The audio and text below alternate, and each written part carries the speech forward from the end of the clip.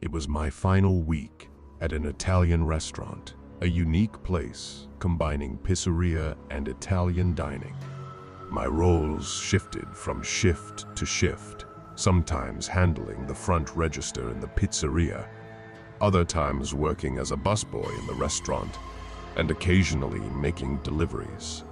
Out of all my duties, I enjoyed deliveries the most because of the tips I earned.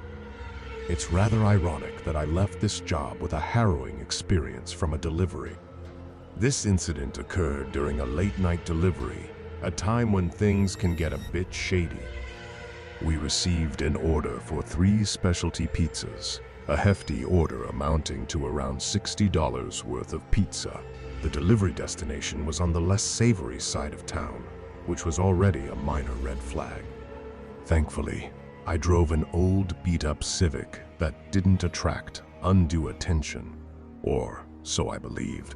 The drive was approximately 20 minutes, and when I arrived at the house, I approached the front door to ring the bell. Within seconds, the door opened, revealing a Latino man. He opened the door halfway, caught sight of the pizzas, and then fully opened the door, exposing the pistol he held in his hand.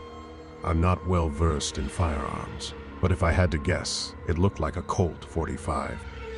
I wasn't really paying attention to the gun's make. My heart practically plummeted out of my chest at the mere sight of it. To compound my shock, 2 more Latino men joined the scene at the door, and the first one continued to hold me at gunpoint. They were speaking urgently in Spanish, and the man with the gun switched to broken English, demanding that I hand over all of my belongings. In a state of sheer panic, I agreed, barely able to breathe or speak. I retrieved my wallet, which was all I could offer, and he demanded my phone. I surrendered my Motorola Razr, the iPhone of the 1800s. One of them forcefully grabbed my wrist and forcibly removed my watch. Thankfully, it wasn't an expensive timepiece. In the midst of this terrifying ordeal, one of them snatched my ID from my wallet and read aloud my address. They proceeded to issue dire threats, warning that if I ever reported the incident, they would come to my home and harm my entire family. I nodded in understanding, my desperation and fear growing. But I couldn't bring myself to cry out for help, as their threats weighed heavily on my mind.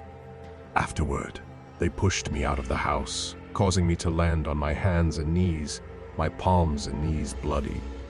They slammed the door shut behind me, leaving me with only my keys.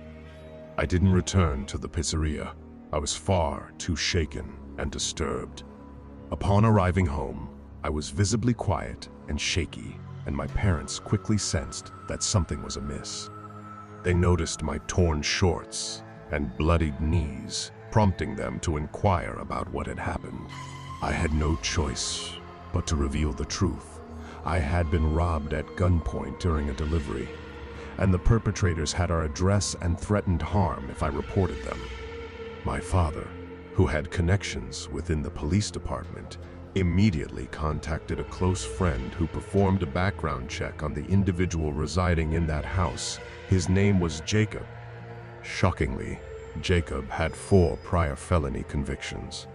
Undeterred by the threats made by the armed man, my father, with the assistance of his police connections, arranged for a squad of police cars to surround the house and enter it with guns drawn. I wasn't present during the operation, but we received a description of the scene through my father's connections. 2 of the 3 men were still inside the house when the police arrived and were subsequently arrested and charged. The man with 4 prior convictions received a life sentence, while his accomplice, who also had a previous conviction, was sentenced to 4 years. Unfortunately, the 3rd individual was not in the house at the time, and to this day, he remains at large. On several occasions since the incident, I've awoken to sounds from outside.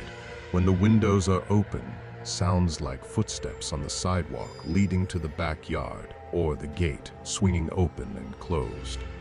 It could be my imagination, or simple paranoia, but I continue to worry about my family's safety. Enough time has passed that I believe the armed man may have fled the country, or at least learned not to show his face in our town again. Nevertheless, it's an unsettling memory that lingers in the recesses of my mind.